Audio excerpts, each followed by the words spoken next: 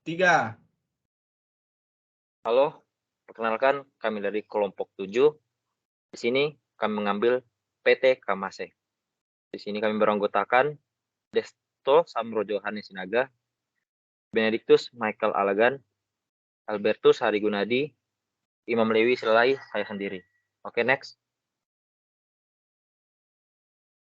Nah, di sini kami akan menjelaskan juga singkat tentang perusahaan kami ini. Catering merupakan istilah umum untuk usaha yang melayani pemesanan berbagai macam makanan dan minuman siap saji untuk pesta maupun kebutuhan dalam suatu instansi dengan skala yang besar.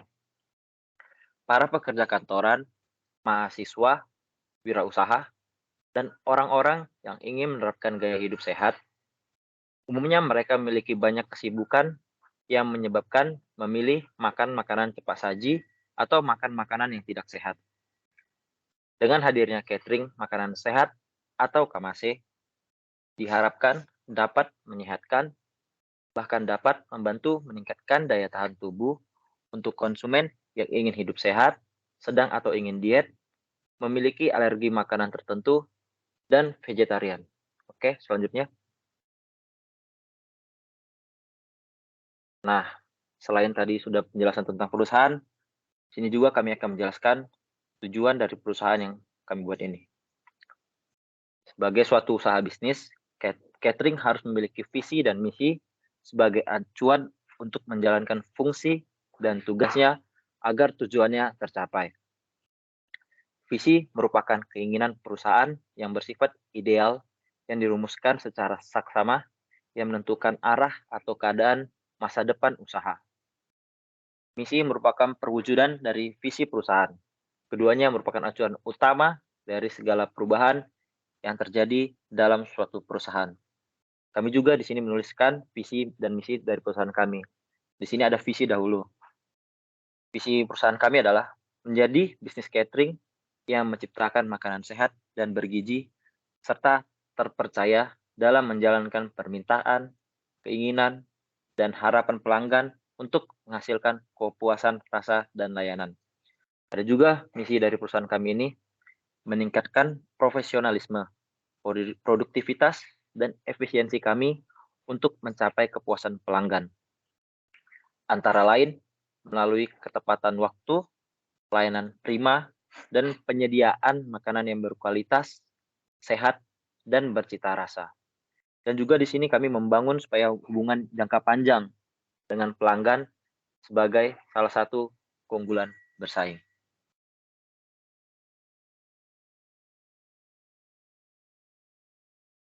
Oke, selanjutnya. Baik, di sini saya akan menjelaskan masalahnya. Nah, kalau masalahnya ini ada 3 ya dari kelompok kami. Itu ada kesehatan, kurangnya kesadaran pola makan sehat, dan yang paling penting adalah waktu. Kenapa kesehatan? Karena saat ini banyak orang yang lebih memilih makanan cepat saji atau junk food, yaitu makanan yang bernutrisi rendah, hampir tidak mengandung vitamin, mineral, serat. Namun sebaliknya justru tinggi kalori, lemak jenuh, tambahan gula, dan garam. Meskipun sudah banyak orang menyadari pola hidup sehat, namun banyak di antara mereka yang belum bisa menerapkan pola hidup sehat dalam kehidupan sehari-harinya. Salah satu penyebab adalah karena keterbatasan waktu. Oleh karena itu, banyak orang cenderung memilih makanan yang bisa dimakan dengan cepat tanpa memperhatikan gizi yang terkandung dalam makanan tersebut. Menurut WHO, mendefinisikan gaya hidup sehat sebagai gaya hidup yang bertujuan untuk mengurangi resiko mengidap penyakit serius atau meninggal pada usia dini. Salah satu upaya dalam mencegah dengan melakukan penerapan gaya hidup sehat. Dengan menjaga pola makan, makanan yang dikonsumsi, bukan hanya di luar negeri saja, tetapi juga di Indonesia, tren makanan sehat ini sudah mulai berkembang dan semakin meningkat seiring berjalannya waktu. Salah satu kategori makanan sehat adalah yang bersifat alami, dengan kata lain, tanpa bahan kimia, Makanan yang sehat pun juga dapat disebut karena makanan-makanan tersebut mengandung semua gizi yang diperlukan dalam tubuh kita dalam jumlah yang pas tentunya.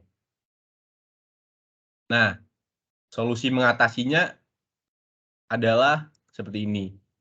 Ada beberapa cara yang bisa kita lakukan, yaitu dengan produk yang sedang kami jalankan ini, yaitu catering makanan sehat.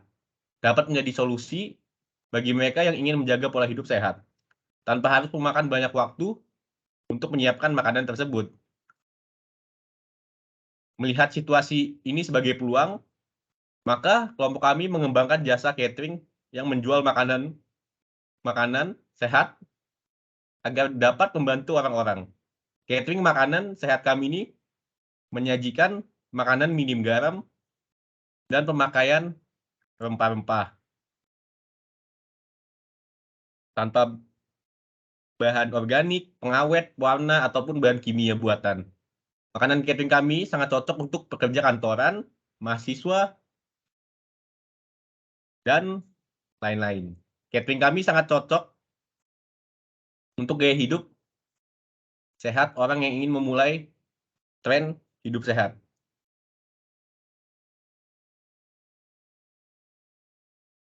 Selanjutnya, kenapa harus sekarang? Sebab sekarang pandemi telah menjadi bagian dari kehidupan sehari-hari manusia. Tanpa sebuah solusi yang dipercaya dapat mengakhiri pandemi yang terus berkelanjutan, ini adalah vaksinisasi. Vaksin dapat meningkatkan kekebalan tubuh, seseorang dapat mencegah seseorang terkena COVID-19.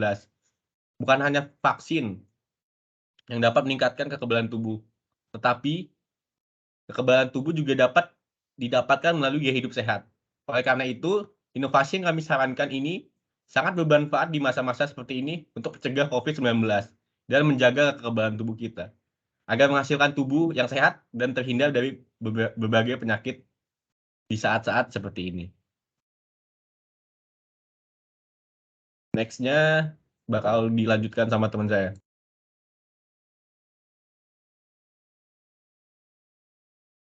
Oke, untuk besar pasar yang ditembak, jadi estimasi perhitungan pengeluaran yang kami akan keluarkan untuk bisnis catering makanan sehat ini sekitar Rp3.011.500.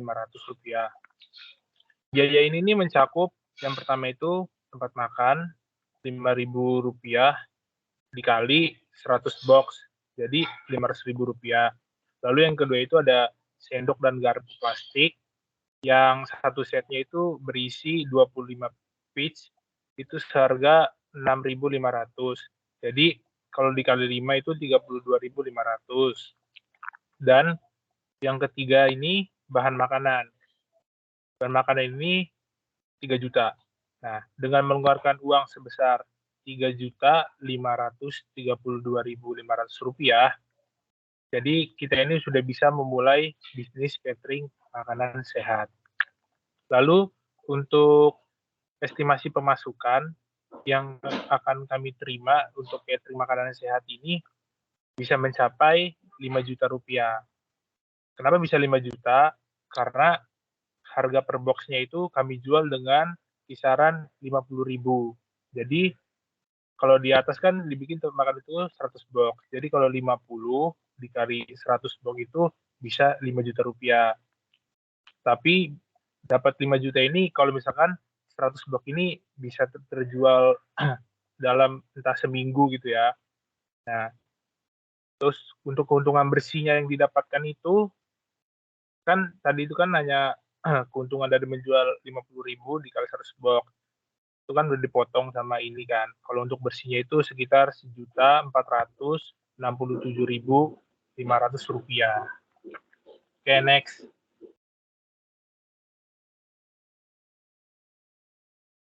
Nah, sekarang kita masuk ke kompetisi.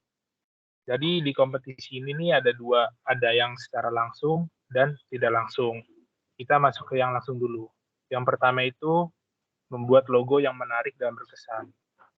Jadi logo ini bukan hanya tanda hak cipta untuk mengidentifikasi kedudukan bisnis, namun lebih dari logo bukan hanya tanda hak cipta.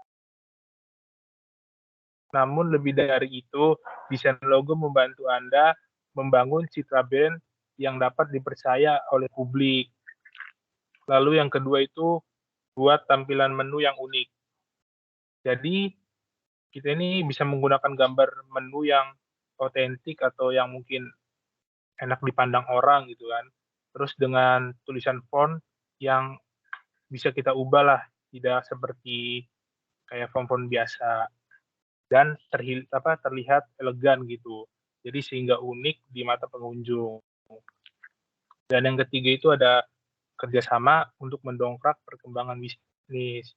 Jadi kita ini bisa bekerja sama dengan influencer yang bisa membantu mempromosikan menu bisnis catering kita ini secara efektif. Itu tadi yang langsung, dan sekarang yang secara tidak langsung. Jadi yang tidak langsung ini, yang pertama ini memanfaatkan media sosial. Salah satunya, ini salah satu cara yang paling efektif untuk mempromosikan bisnis catering dengan memanfaatkan media sosial. Lalu yang kedua itu lakukan promosi secara agresif. Maksudnya secara agresif di sini nih, kan orang-orang kan belum banyak mengetahui tentang bisnis catering makanan sehat ini. Jadi kita akan membuat mereka penasaran dan ingin mengetahui lebih lanjut apa sih catering makanan sehat ini. Next.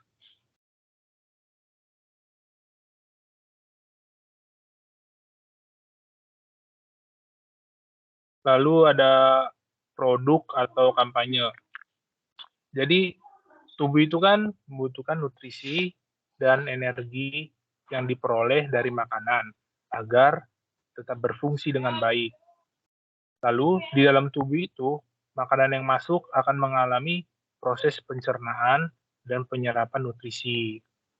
Oleh karena itu, konsumsi makanan sehat penting untuk memenuhi nutrisi dan menjaga kesehatan tubuh. Selain menjadi sumber nutrisi dan energi tubuh, rutin mengkonsumsi makanan sehat juga dapat memberikan banyak manfaat, mulai dari meningkatkan kekebalan tubuh, memperkuat otot dan tulang, menurunkan resiko penyakit kronis, lalu melancarkan pencernaan, hingga mempertahankan berat badan yang ideal.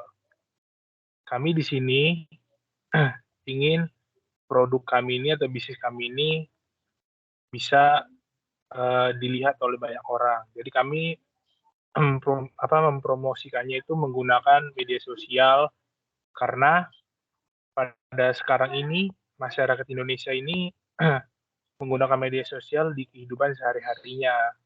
Dan bukan hanya itu saja, keuntungan dari menggunakan media sosial, tetapi kami juga dapat menghemat untuk biaya promosi. Biaya yang dikeluarkan untuk promosi pun tidak terlalu banyak. Paling ya hanya kayak data ataupun listrik.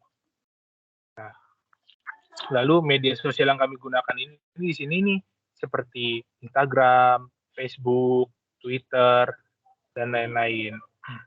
Kami akan mengkampanyekan dan mempromosikan catering makanan sehat yang kami miliki agar masyarakat dapat menjaga gizi dan kesehatan mereka. Selanjutnya akan dilanjutkan teman saya, Albertus.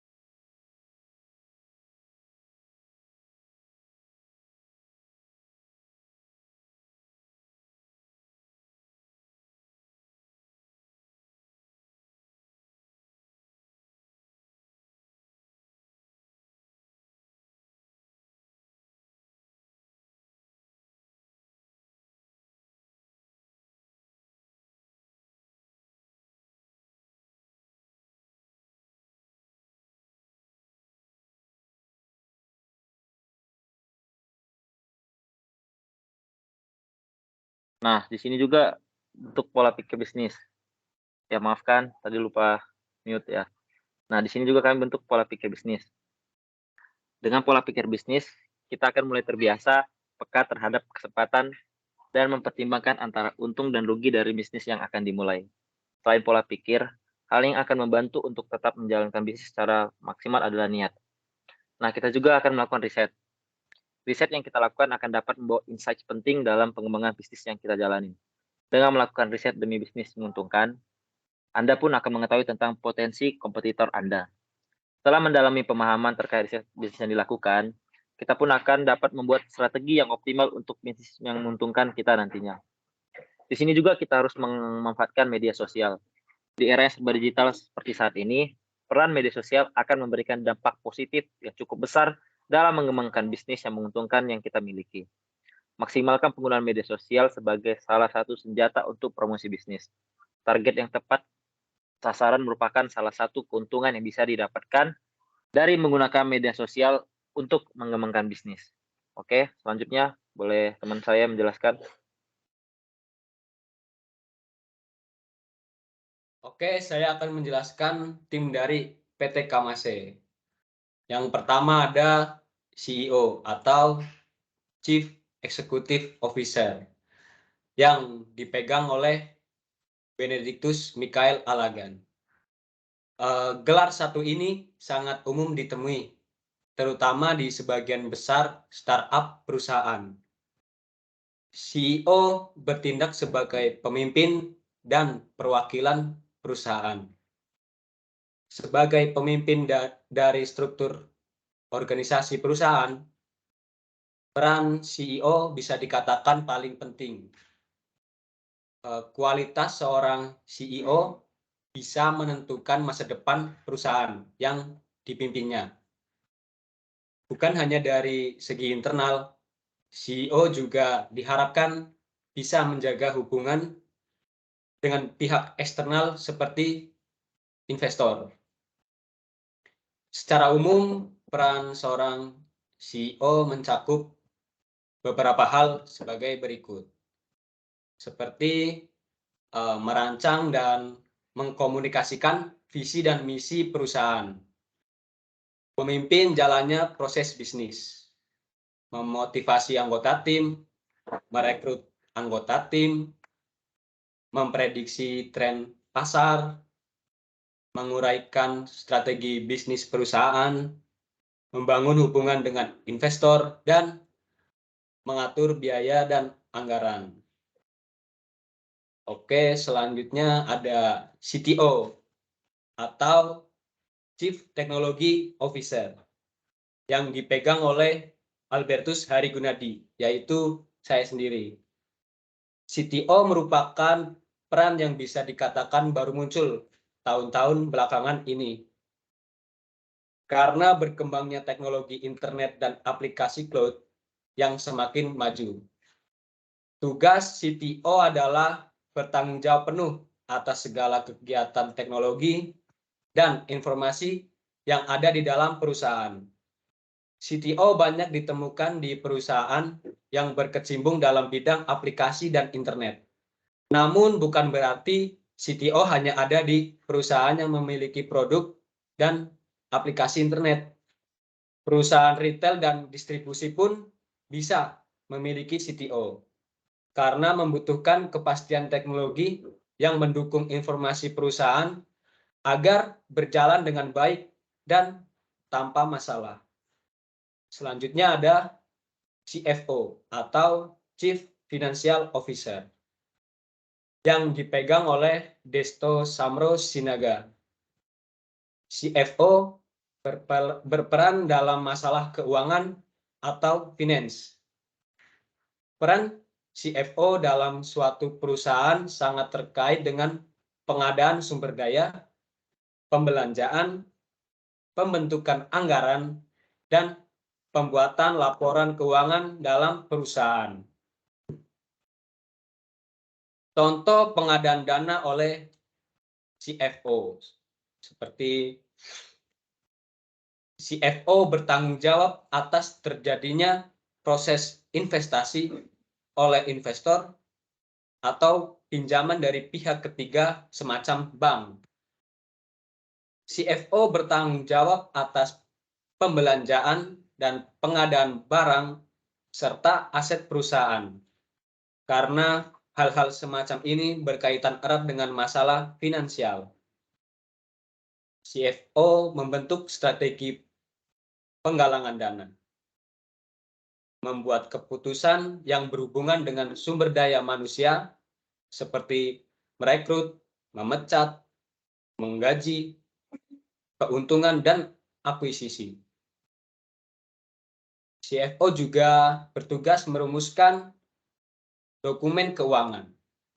Selain itu, CFO juga membahas kesehatan keuangan perusahaan dengan CEO.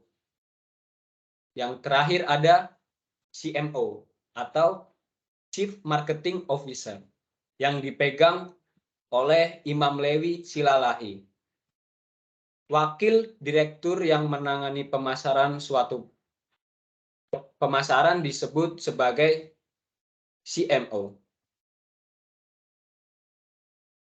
Beberapa perusahaan juga sering menyebutnya sebagai direktur pemasaran.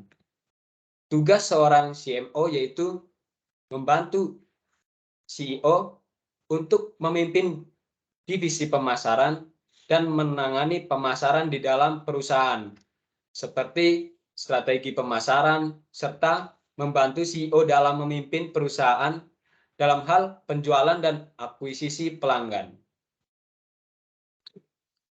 Oke, ada satu quotes yang selalu Kamase pegang, yaitu a dream you dream alone is only a dream.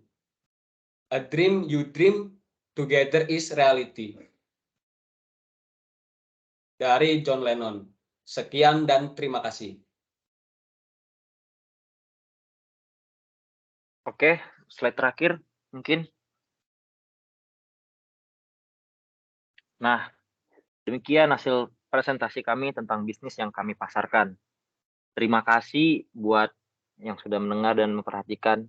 Inilah kami dari kelompok 7. Oke, terima kasih.